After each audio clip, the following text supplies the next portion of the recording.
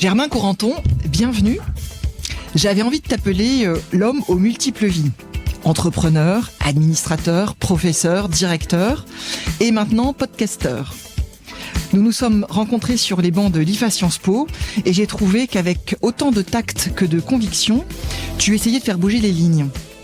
Ton envie fondamentale de voir les administratrices et administrateurs s'emparer réellement des enjeux climatiques, ton pragmatisme et ce zeste d'impertinence m'ont donné envie de te tendre le micro ce matin.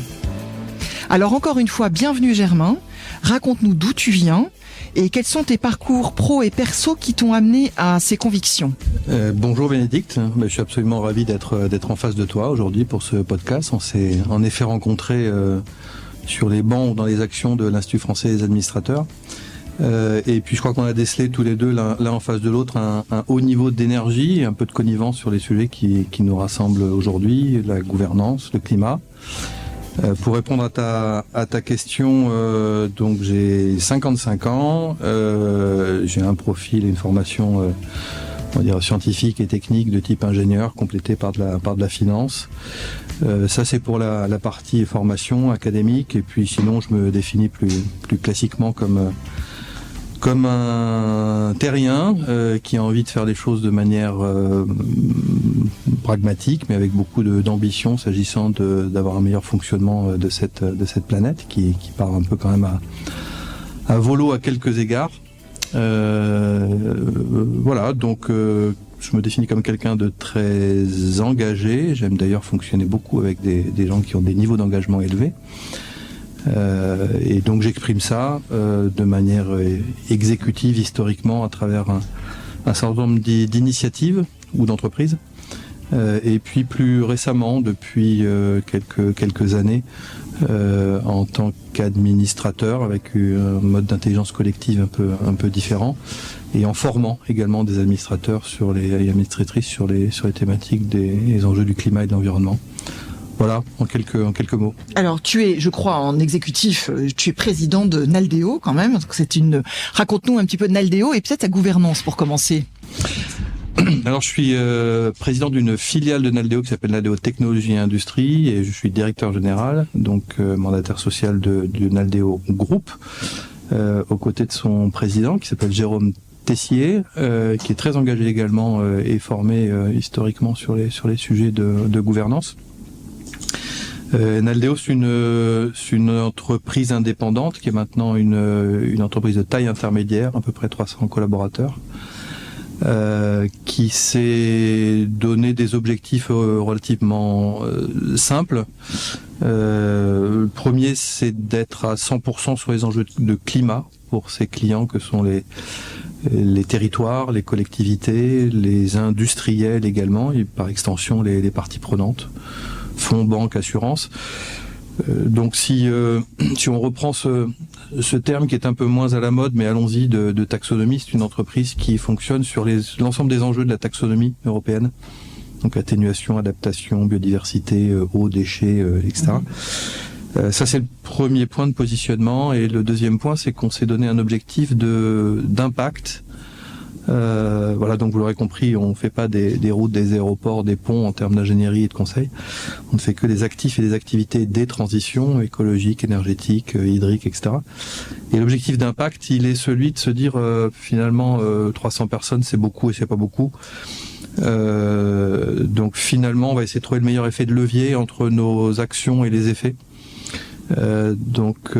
Formulé plus simplement, on privilégie, si je raisonne en carbone par exemple, mais il en vaudrait de la même manière sur l'eau, les déchets, la matière, etc.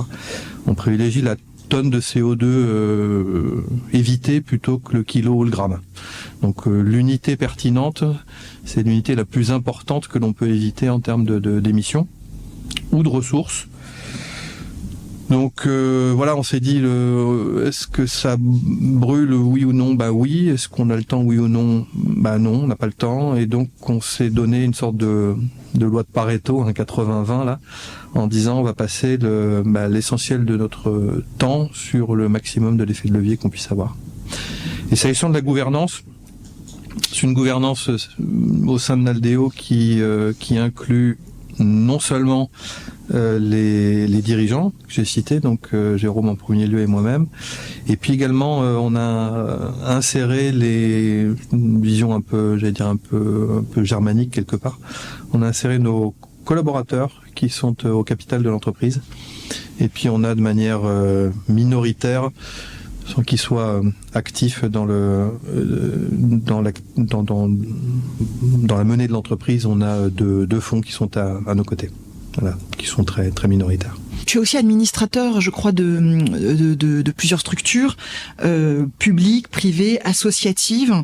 Et en fait, ça m'intéressait de voir si quels étaient en fait ces éléments communs que tu pouvais avoir. Et voilà, est-ce qu'il y avait des différences ou justement des tendances qui étaient les mêmes entre ces différentes structures? Alors, si je voulais faire le malin, je dirais que tout ceci est savamment orchestré. C'est pas du tout le cas. Ça se fait au hasard des rencontres et j'allais dire avec l'instinct et l'intuition des personnes qu'on rencontre. Et donc à chaque fois, ça s'est passé de cette manière-là. Donc le commun, c'est l'aspect interpersonnel pour lequel je me suis dit tiens, je me verrais bien évoluer ou porter ma pierre à cet édifice commun dans à ce jour 4 directions qui pour le coup sont fondamentalement différentes. 2 sont de l'ordre de l'entrepreneuriat et 2 sont de l'ordre de l'investissement citoyen, un peu de choses près. Je trouve que c'est une proportion assez agréable que de donner son temps et de confier son temps pour d'un côté être dans la vie, dans la cité, pour ce qui semble vu de loin un petit peu moins utile, mais qui à mon avis ne l'est pas. Donc ces 2 engagements sont auprès d'un IUT dont je préside le conseil, qui est à Bayonne, au Pays Basque, qui est au sein d'une université qui s'appelle l'Université de Pau et Pays de l'Adour. Donc ça, c'est un engagement orienté sur l'éducation, qui me semble un pilier extrêmement important de nos jours, plus que jamais.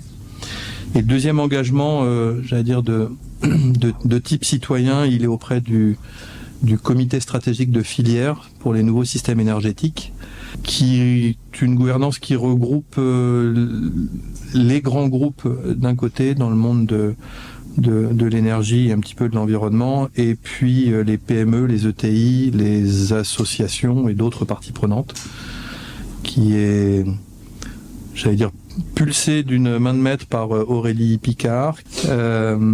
Et donc c'est une alchimie qui me plaît beaucoup à cet endroit-là, parce que c'est un endroit où on retrouve des grands groupes, des PME, des ETI, qui se parlent pas si facilement que ça historiquement. Donc c'est un engagement de type citoyen qui me semble intéressant. Tu peux peut-être rebondir également, Bénédicte, sur ce type d'engagement citoyen. Ouais, justement, parce qu'à t'écouter, en fait, il y a un côté intérêt général qui est au-dessus de son intérêt particulier. Et est-ce que on pourrait dire que finalement être administrateur, même si c'est dans une structure privée, il y a un côté intérêt général qui dépasse son intérêt particulier? Oui, absolument. Moi, je dois avoir hérité ça de mon papa, qui était très orienté sur l'intérêt général, qui avait créé des associations contre le gaspillage de l'argent public, etc. Enfin bref, on est très orienté au niveau familial sur la logique d'intérêt général. Et oui, que ça soit côté, appelons ça associatif, ou y compris dans des conseils d'administration d'entreprise.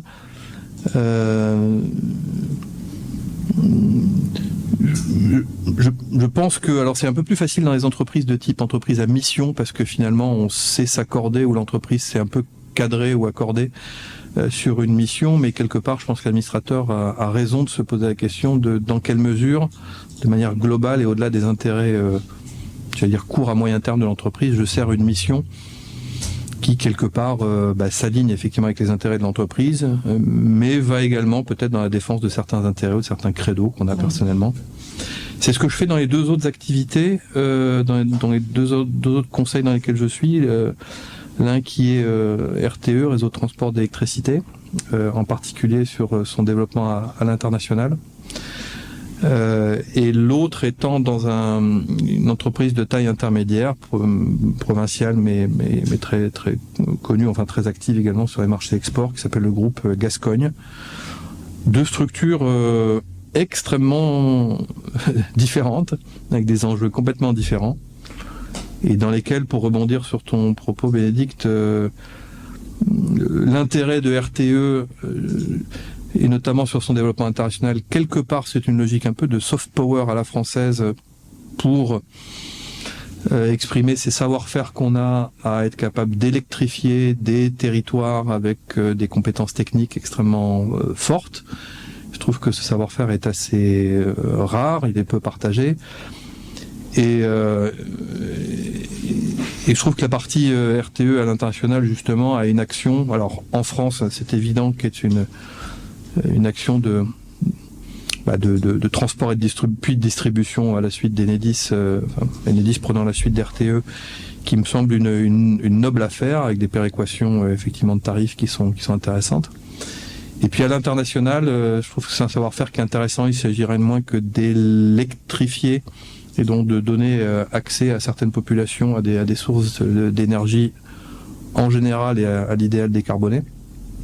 Donc ça, je trouve que la mission finalement, c'était un peu ta question ce faisant, c'est celle-là, c'est-à-dire d'amplifier cette mission d'accès à l'énergie. Germain Gourenton, directeur général de Naldeo Group pour gouvernance à voix haute. Et dans le sud-ouest, quels sont les enjeux ? Du côté du groupe Gascogne, c'est très différent. C'est un groupe familial. Et je trouve, en tout cas j'inscris ma mission dans ce groupe-là en tant qu'administrateur dans une logique de pérennité de l'entreprise telle qu'elle sait s'exprimer.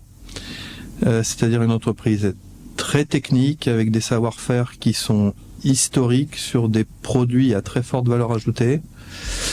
Une entreprise qui est menée de main de maître par son président, Dominique Coutière, et puis sa famille derrière sera bientôt probablement aux manettes et est déjà bien entendu dans le conseil d'administration.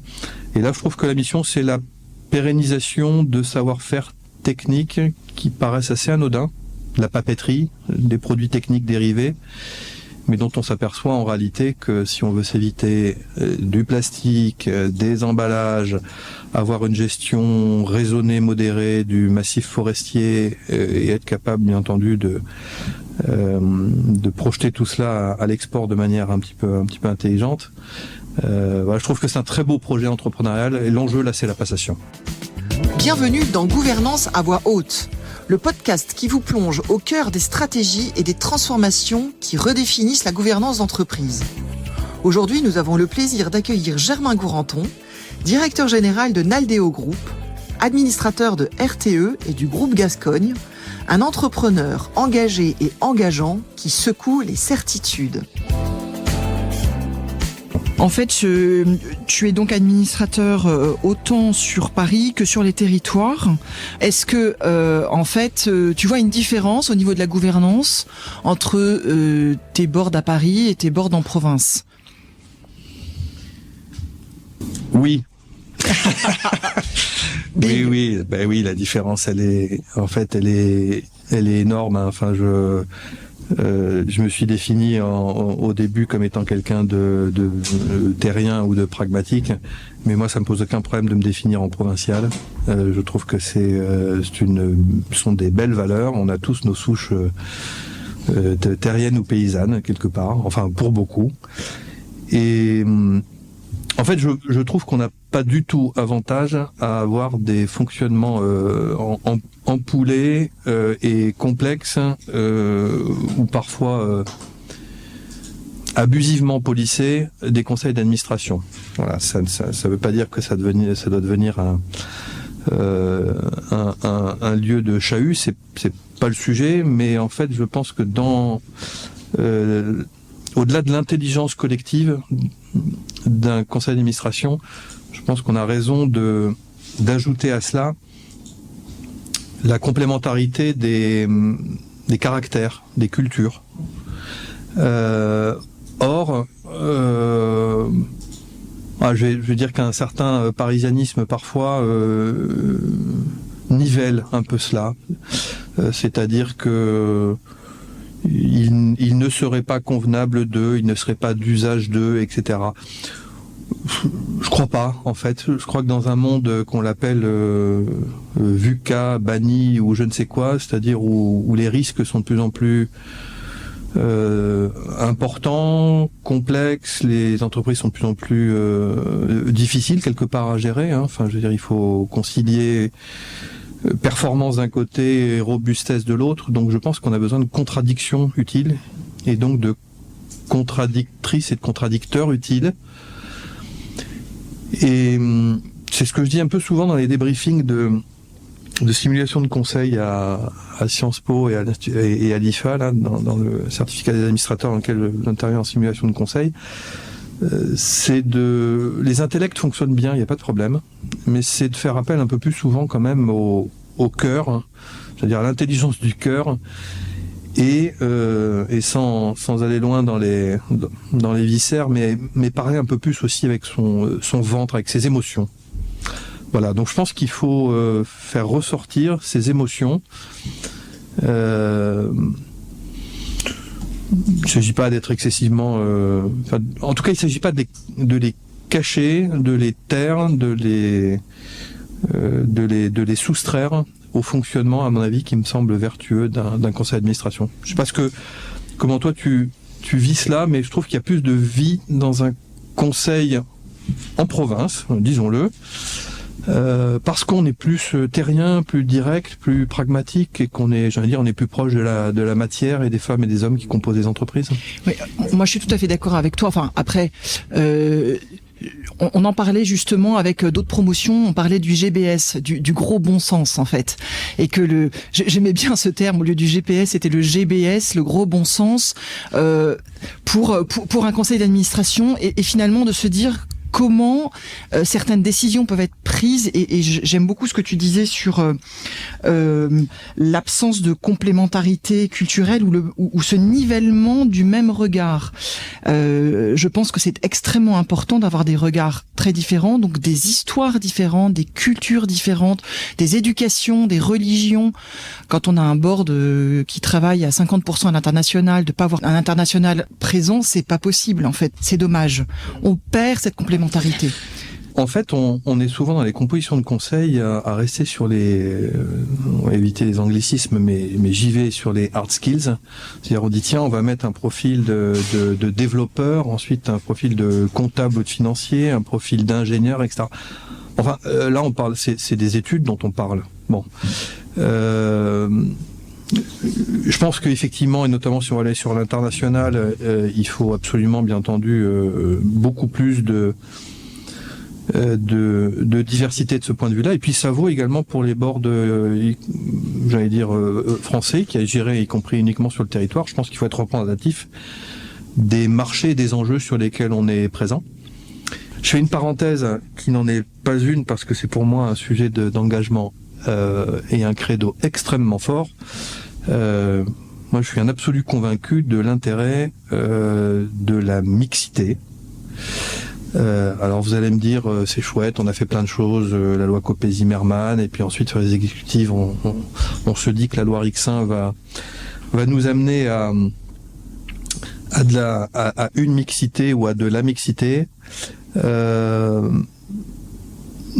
En fait, ça va plus loin que les lois. On est différents, femmes et hommes, on est complémentaires. On s'exprime avec des définitions de la puissance de chacun qui sont différentes, avec des termes d'inscription dans les enjeux de chacun qui sont différents, les hommes étant plutôt, je trouve souvent sur le court à moyen terme, les femmes étant plus orientées sur le moyen à long terme. On est sur c'est ce dont on parlait on est sur des sensibilités différentes. Et quel plaisir d'être dans un board bien équilibré de ce point de vue-là. En fait, les conseils les plus agréables et les plus efficaces sont assurément ceux pour lesquels les niveaux d'intuition et d'instinct sont différents, les cultures sont différentes, où la mixité est forte et où on a appris à se dire les choses de manière sincère. Voilà, moi je suis très orienté sur la sincérité. Je pense qu'on peut se dire des choses parfois, y compris difficiles, mais quand elles sont dites avec le sourire sans jugement excessif et avec le cœur, ça passe bien. Voilà, donc pour moi le board idéal c'est celui-là. Et donc ta question d'origine étant de dire est-ce qu'on se comporte différemment à Paris et ailleurs, oui, mais à la limite l'opposition elle est pas tant entre Paris et le reste. L'opposition elle est de faire une lutte permanente du fait d'aimer être complété dans les boards par des gens qui nous sont assez fondamentalement différents tout de même. Oui, complètement. Germain Gourenton, directeur général de Naldeo Group pour gouvernance à voix haute. Si on passe maintenant un petit peu à une deuxième partie de cette réflexion et de notre podcast, j'aurais bien aimé d'entendre parler des enjeux climatiques, évidemment. Tu es spécialiste de ce domaine, ta conviction forte. La mission de Naldeo, je le rappelle, c'est réduire significativement votre empreinte sur le climat et l'environnement. Alors, revenons à la gouvernance. Comment est-ce que l'on fait concrètement, Germain ? C'est quand même compliqué comme matière.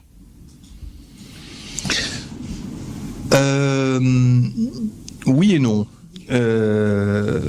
Alors, ça a été rendu compliqué, ou alors il est souvent jugé que ça le soit, mais au même titre que plein d'autres sujets, hein, que la qualité, la cybersécurité. Est-ce que le capital humain est plus simple ? J'en suis pas sûr du tout. Donc oui, parce qu'on l'a rendu, c'est compliqué, on l'a rendu un petit peu compliqué. Bon, ça l'est un peu tout de même, hein, puisqu'on est sur des changements systémiques dans le climat. Il y a climat, environnement, biodiversité, etc. Donc il y a plein de sujets qui sont différents. Et donc parce que c'est complexe et parce que c'est systémique, on a du mal à l'aborder. Donc moi j'aime bien d'ailleurs à ce titre, plutôt que de séparer les choses. Avec le quinquennat du carbone, ensuite devant nous on va avoir celui de l'eau, ensuite on aura celui de la matière et des déchets, etc., et de l'économie circulaire. Donc à chaque fois finalement on segmente les choses pour pouvoir mieux les traiter, parce qu'on a du mal effectivement à avoir une vue d'ensemble tout de même. J'aime bien de ce point de vue-là la vision de type théorie du donut, c'est-à-dire d'un côté de se poser la question des limites planétaires,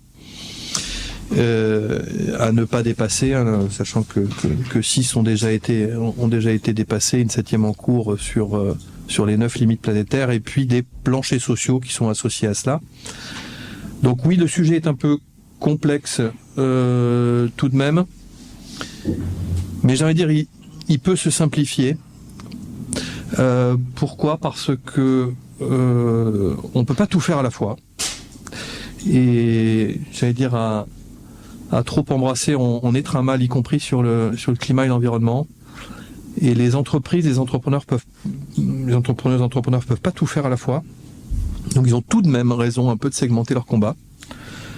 Et de ce point de vue-là, quand on revient vers les sujets un peu physiques, ce dont je parlais, le carbone, l'eau, les déchets, la matière, bon, on s'aperçoit quand même que on doit pouvoir réduire plus, on doit pouvoir s'adapter mieux, et de ce point de vue-là, quand on prend, j'allais dire, le problème de manière radicale, donc au sens littéral du terme, à la racine des choses, et quand on s'approche des flux, des fluides, des gisements, des émissions, finalement il y a quand même beaucoup à faire, et de manière relativement simple. Donc oui, le sujet est complexe parce qu'il est systémique.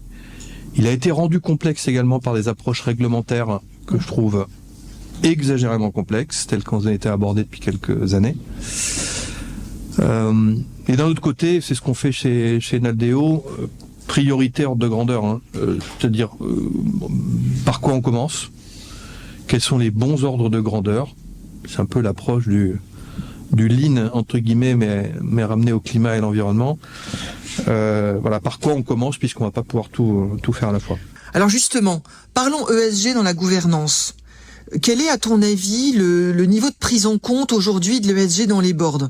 Est-ce que tu trouves que ça prend, que ça a pris, que ça commence à prendre? Quel est ton niveau de ressenti? Beaucoup d'actions qui sont menées, et est-ce que ça conduit à des changements structurels? Je dirais plutôt non. De manière conjoncturelle, on s'est adapté, c'est-à-dire que je crois que en tout cas dans les boards les plus importants, je crois qu'il y a plus de 80% qui ont des comités RSE ou alors des entités qui sont dédiées à ça. Donc on a pris le sujet à bras le corps du point de vue de la gouvernance en disant c'est un sujet. Donc c'est un sujet, il faut l'orchestrer, il faut l'organiser, il faut le traiter.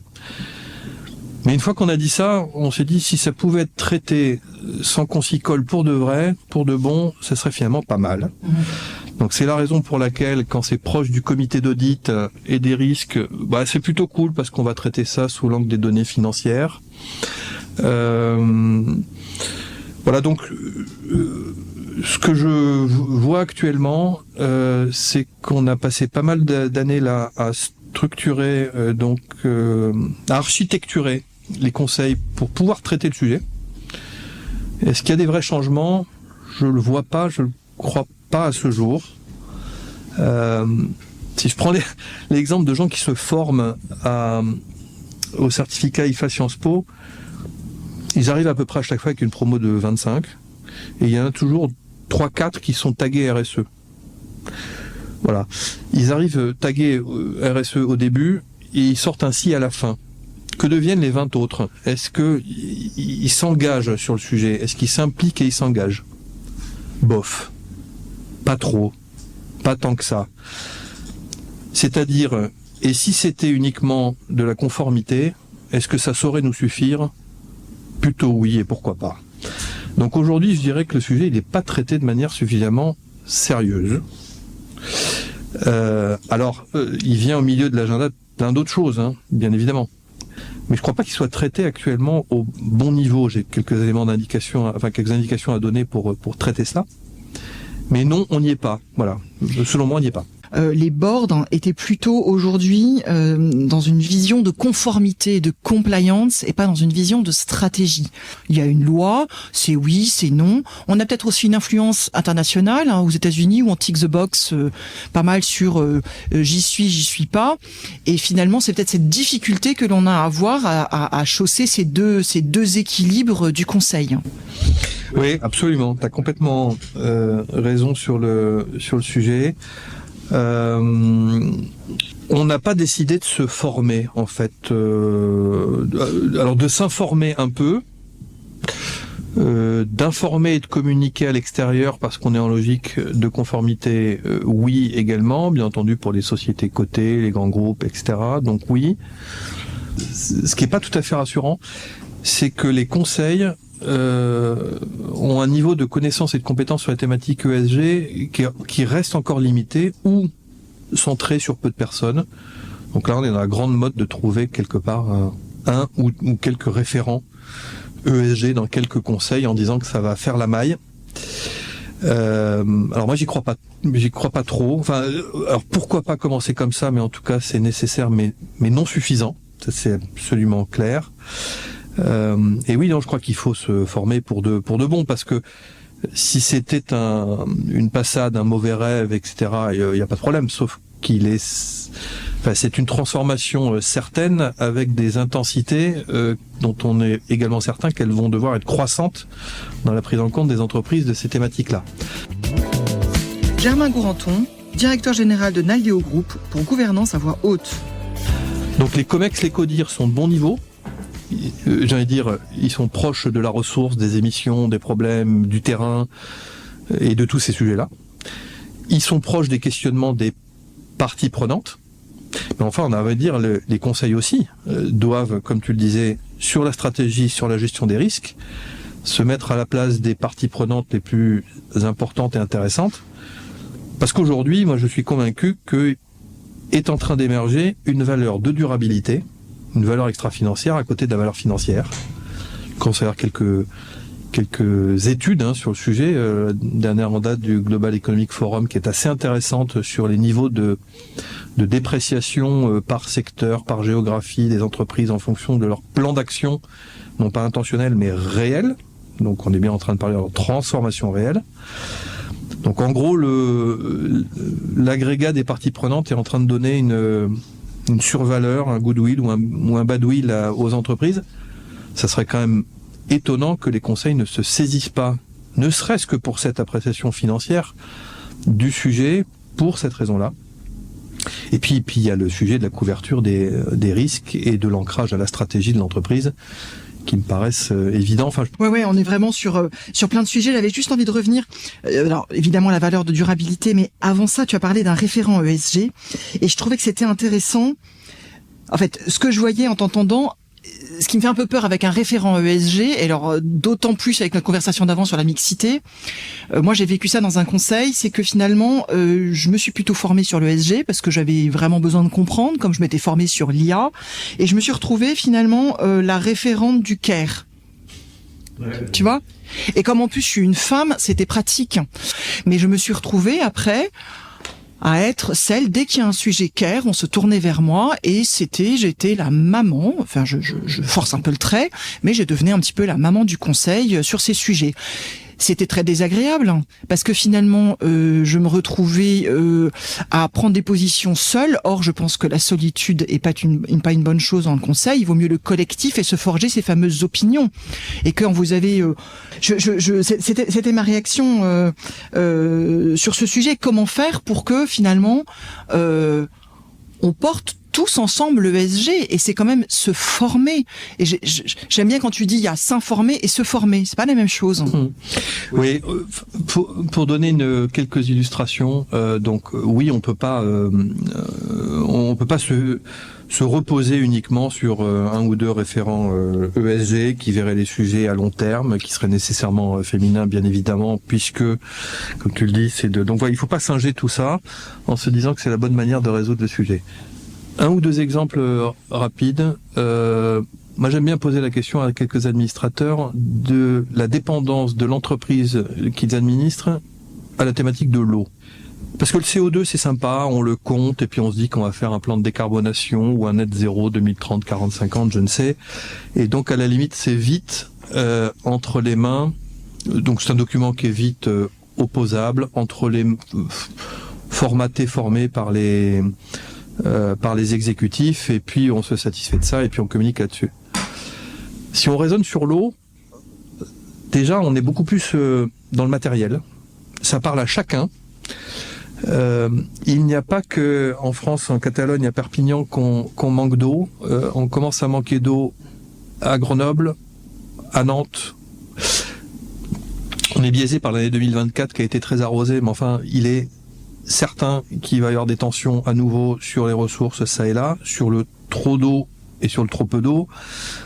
Pour être plus synthétique, j'aime bien questionner les administrateurs sur quelle est la dépense de l'entreprise à l'eau en direct, c'est-à-dire quelle est l'empreinte hydrique de l'entreprise et dans quelle mesure elle est dépendante du trop d'eau ou du trop peu d'eau, en indirect vis-à-vis de ses fournisseurs et sous-traitants.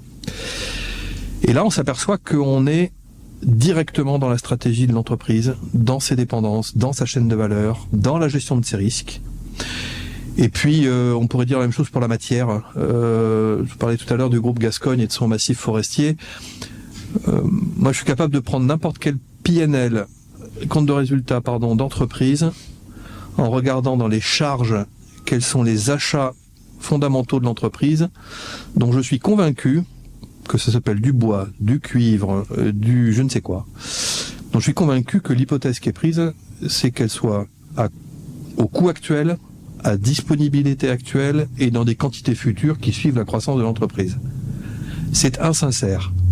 Je ne dis pas que ça va pas se passer. J'ai dit qu'il est fortement possible qu'il se passe des heures, des événements qui rendent cela discontinu. Donc, quand on vient sur les données physiques, et moi, j'essaie de rentrer l'administrateur dans cette considération. Là, on commence à parler vraiment de l'entreprise, de son mode de fonctionnement, de sa stratégie, de ses risques, etc. Donc, ta question a été simple. Que faut-il faire ? Se former. Un administrateur qui ne saurait pas ce qu'est un kilo ou un gramme de CO2, c'est pas très grave, mais ramener aux produits ou aux services qui sont ceux qui sont vendus par l'entreprise qui administre, ça, je pense que c'est questionnable. Et puis il en va de même, comme je disais, sur quelques autres données physiques. J'ai parlé ici que d'environnement, sans oublier le social et le sociétal, bien évidemment, qui sont bien entendu à prendre en ligne de compte, qui sont en général un petit peu mieux traités, un peu plus homogènes, on a plus de facilité là-dessus. Donc moi je dirais aux administrateurs, faites pas de la technique au même niveau que ce qui est demandé au COMEX ou aux directions industrielles, mais allez passer quelques jours pour savoir ce dont on parle quand on parle de décarbonation, d'empreinte hydrique, d'efficacité matière, d'économie et de conception circulaire. Et là, c'est 100% du board dont je parle, c'est pas le référent ESG, bien évidemment. Oui, donc en fait, à t'écouter, Germain, moi j'entends qu'il faut que, en tant qu'administrateur, je comprenne toute la chaîne de valeur qui constitue la valeur ajoutée de mon entreprise, en prenant les prismes, évidemment, bon, la décarbonation. On va commencer par ça, même si c'est simple, mais on va commencer par la décarbonation. L'eau, la matière, la biodiversité, tout ça en parallèle, pour que je comprenne finalement comment est structuré mon coût et sa disponibilité, et que finalement, je me rende compte que demain, je peux faire ou je peux pas faire. Et c'est comme ça que finalement, je vais être un stratège, entre guillemets, plus qu'un compliance officer dans mon board. Bienvenue dans Gouvernance à voix haute, le podcast qui vous plonge au cœur des stratégies et des transformations qui redéfinissent la gouvernance d'entreprise. Aujourd'hui, nous avons le plaisir d'accueillir Germain Gourenton, directeur général de Naldeo Group, administrateur de RTE et du groupe Gascogne, un entrepreneur engagé et engageant qui secoue les certitudes. Concrètement, je m'y mets comment demain ? Alors, selon moi, je m'y mets en supposant que je sois, peu importe, à la limite, nouvel administrateur ou administrateur en place, en acceptant d'investir quelques demi-journées en allant sur les actifs de l'entreprise. Parce que c'est là où, en allant au plus proche des émissions et des gisements et des ressources. Voilà. En se disant de quoi on parle dans cette entreprise, s'agissant de ce qu'on a cité, carbone, eau, déchets, matière, biodive.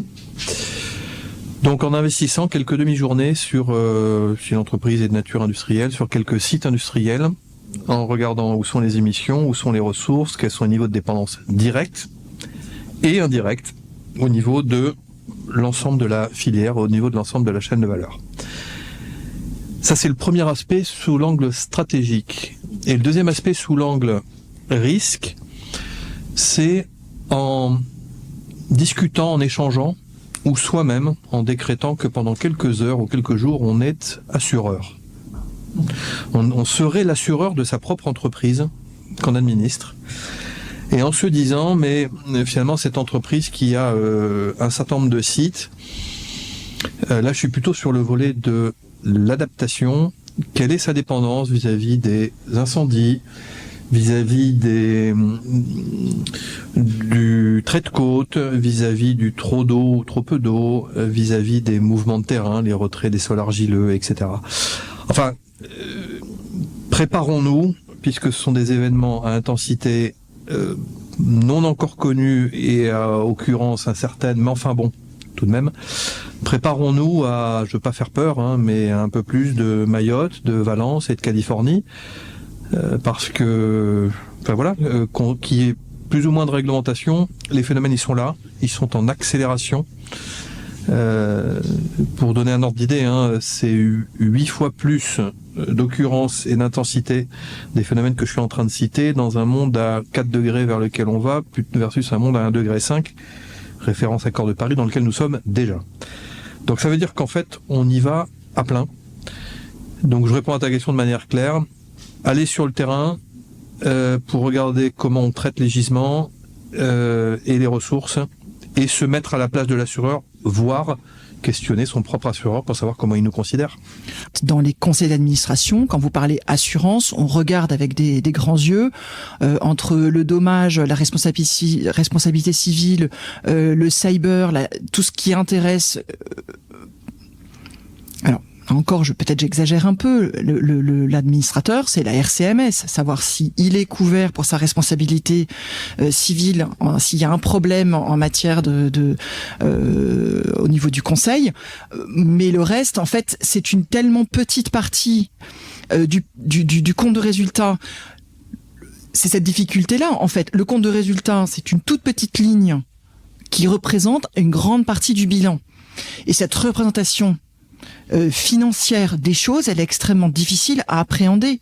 Et quand vous parlez aujourd'hui, effectivement, de la raréfaction des assurances, de la raréfaction de la couverture et de ce qui se passe, en fait, même ça, aujourd'hui, c'est pas toujours évident de se projeter dans les entreprises et de se dire qu'est-ce qui va se passer. Alors, oui, c'est pas facile. Sauf que l'entreprise dans laquelle on est administratrice ou administrateur peut pas être la moins bien informée de ce qui se passe aujourd'hui. Et ce qui se passe aujourd'hui, c'est très clair. Hein. C'est que les fonds et les banques mettent respectivement des fléchages d'investissement ou des différentiels de spread de taux pour les entreprises qui se mettent en transformation réelle. Non pas intentionnelle à être net zéro carbone en 2050, mais qui développent des capex qui sont liés à ça et qui vont avoir des résultats tangibles. Toujours dans les parties prenantes, les assureurs commencent à, sans être plus précis que cela par rapport à des sujets sur lesquels on pourrait travailler, mais commencent à demander à tiédir leur portefeuille, c'est leur expression. C'est-à-dire à faire le tri entre les entreprises qui font rien, celles qui disent et qui font pas grand-chose, et celles qui sont congruentes, qui disent et qui font. Le résultat, c'est pas et pas du tout neutre ou anodin. Hein. Le résultat, il est un différentiel dans les primes d'assurance. Donc, c'est pas des sous-primes, hein, c'est bien entendu des surprimes. À partir du moment où les plans d'adaptation ou d'atténuation ne sont pas suffisants. Donc, ce que je suis en train de dire, c'est que le monde de la RC, c'est le monde d'avant, le monde de l'ensemble du traitement des risques, y compris climatiques.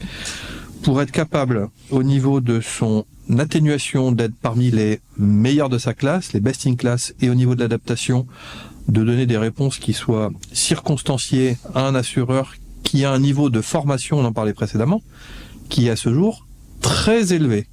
Aujourd'hui, la pixelisation du monde de l'assurance au titre des risques climatiques, elle est ultra impressionnante. En fait, on est capable aujourd'hui de donner à quelques mètres, aux dizaines de mètres près, la cotation d'un risque sur un temps moyen terme, sur l'ensemble des aléas qui peuvent exister, glissement de terrain, incendie, etc., etc. Donc tout ça commence à être coté.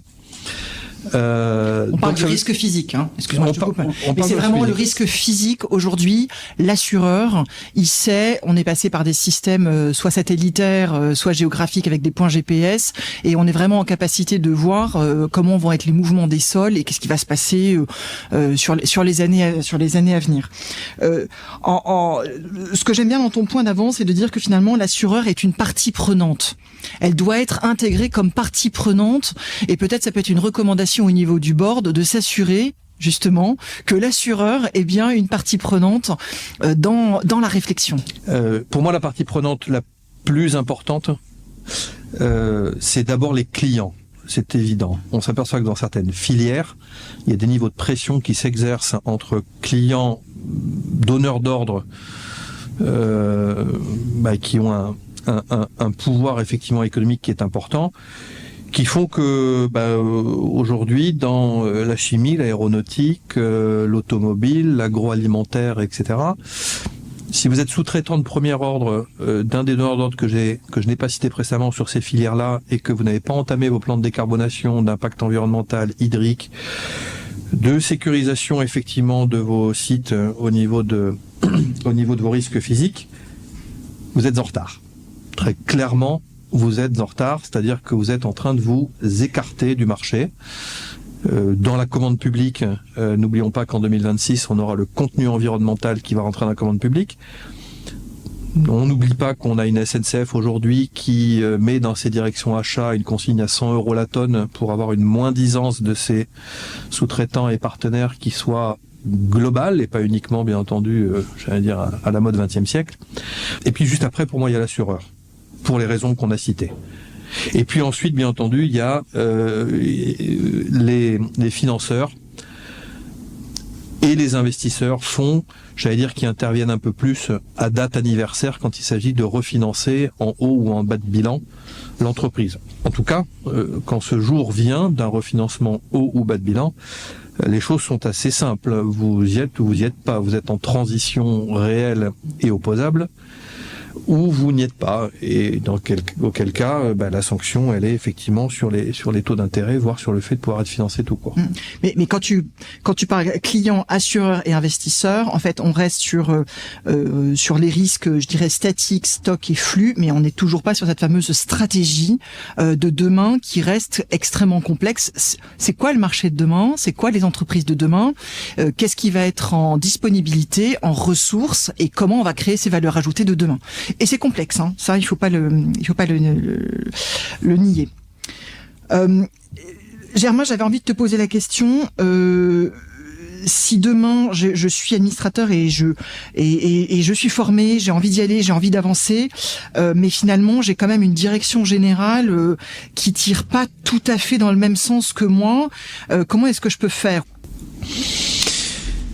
Je positionnerai le terme de robustesse à côté et à égalité de celui de la performance.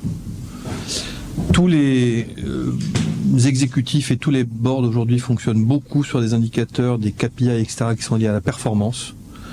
Et on en parle également d'ailleurs sous l'angle financier et durabilité, quelle est l'efficacité énergétique, hydrique, etc. Et aujourd'hui, en tant que administratrice, administrateur tenant en compte effectivement ces thématiques ESG, je poserai la question de la robustesse. Qu'est-ce qui fait que le modèle d'affaires, c'est bien de ça dont on parle, de l'entreprise est correctement pérenne, relativement continu et sécurisé vis-à-vis de ses parties prenantes. Donc, quelle stratégie? Et donc, l'approche par les risques donne probablement des inflexions sur la stratégie. Qu'est-ce qui fait que mes produits et mes services d'aujourd'hui ont un contenu carbone, hydrique, etc. qui est pérenne? Qu'est-ce qui fait que dans les ruptures physiques d'alimentation diverses et variées, effectivement, je peux continuer mon exploitation? Donc voilà, moi, pour être synthétique, c'est l'approche que j'aurais, qui est de rentrer, comme le dit ou l'écrit bien Olivier Amand là sur son approche antidote au culte de la performance, c'est d'amener la thématique de la robustesse. On peut pas d'un côté dire qu'on est dans un monde qui est devenu VUCA comme disent les Américains, et de l'autre côté ne pas se préparer à ça. Donc je passerai l'essentiel de mon énergie sur le sujet en tant que nouvel administrateur. Omnibus, est-ce que c'est grave ce qui vient de se passer? Est-ce qu'il y a un impact à ton avis sur les entreprises et sur leur manière de s'engager aujourd'hui face à ce sujet? Selon moi, il y aura très peu d'impact. Selon la thèse que je défends, qui est que finalement ce sont les données physiques, les flux, les stocks, comme tu appelais ça précédemment, qui dictent beaucoup le fonctionnement des entreprises. Donc, il fallait simplifier ou envoyer un signe de simplification vis-à-vis des PME et des ETI pour qu'elles ne se braquent pas et qu'elles ne se bloquent pas sur une communication liée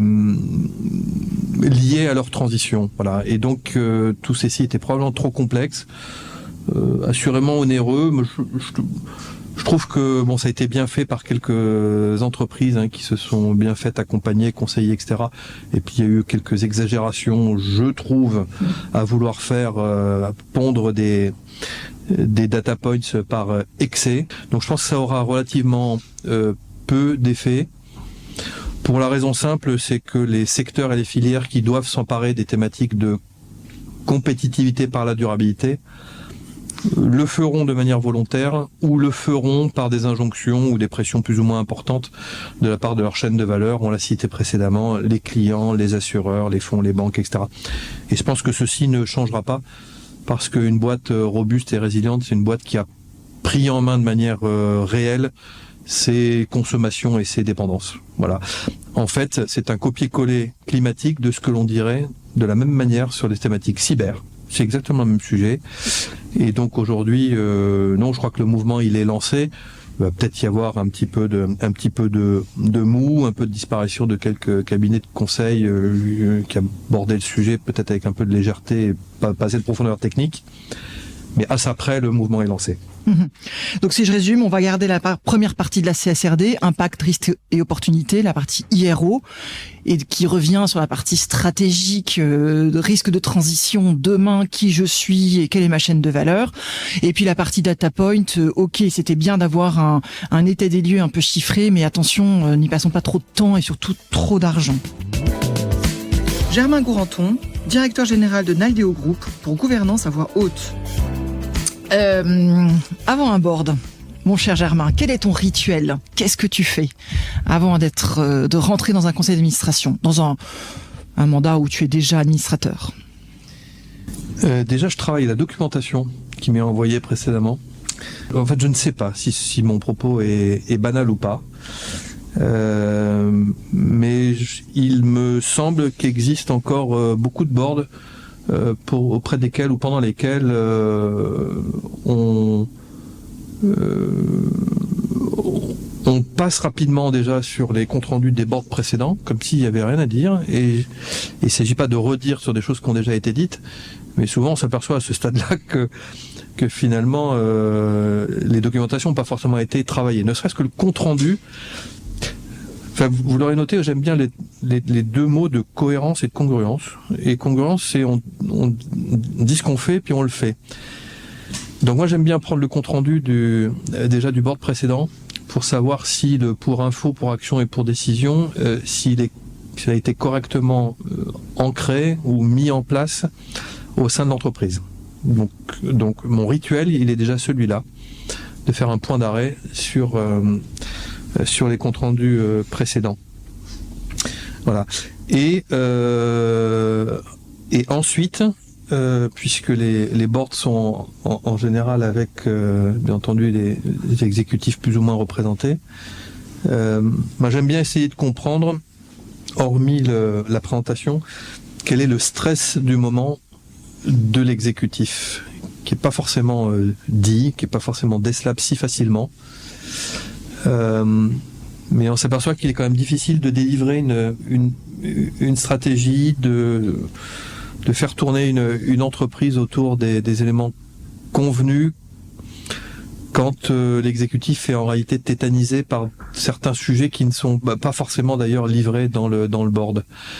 Donc le rituel, pour répondre à ta question, Bénédicte, il est d'avoir, avant le conseil, si c'est possible, pendant, c'est souhaitable parce que c'est partagé, ou éventuellement après si ça n'a pas été révélé, d'avoir les mots ou les états d'âme de l'exécutif. Il y en a toujours. La météo de l'exécutif, et on en revient sur l'émotionnel / le rationnel.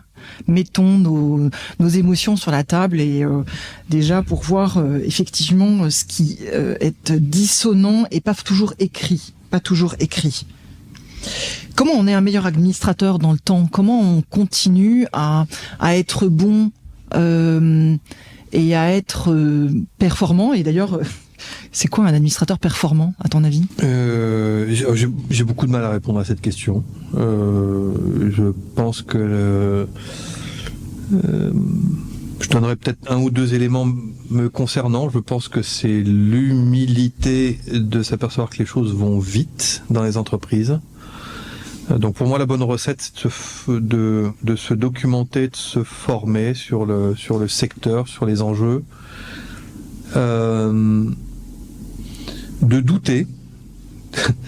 Je pense que dans notre pays cartésien, ça veut pas dire que les choses sont carrées, ça veut dire j'entreprends de douter, y compris de moi-même et de mes certitudes. Donc je pense que c'est de remettre en question assez fréquemment, assez rapidement ces certitudes. J'aime bien à titre personnel me contredire de manière interne en me disant et si ce ce que tu affirmais à l'instant était finalement est-ce que le contraire de ce que tu indiques pouvait être considéré de la même manière que ton assertion? Voilà, donc je pense que le doute est un élément important. Donc se former, douter, donc être humble.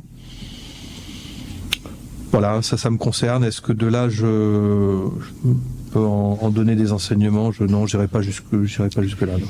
Germain, demain, je rentre à mon premier conseil d'administration. Quel conseil me donnerais-tu? Écoute, Bénédicte, un conseil avec beaucoup d'humilité, mais ça serait celui probablement de réduire au maximum la période d'observation. On a souvent tendance à se donner quelques conseils pour observer les caractères, les enjeux, etc. Quelques conseils par les temps qui courent, ça se compte vite en semestre ou en année. Et il se passe beaucoup trop d'événements dans la compétitivité et la durabilité des entreprises, on en a largement parlé, pour pouvoir se payer ce luxe-là. Donc je dirais, c'est d'être assertif dès le début. Et ça ne doit pas être un synonyme d'impétuosité entre guillemets que d'intervenir dès le démarrage. On n'est pas là par hasard.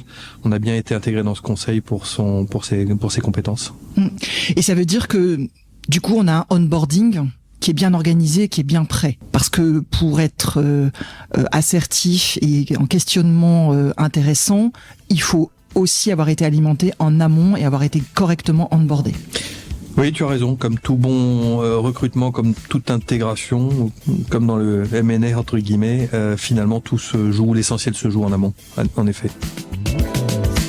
Vraiment, merci Germain pour cet échange. C'est moi qui te remercie, Bénédicte, pour cet échange plein de vitalité. C'est bien ça qu'on cherche également au sein d'un conseil.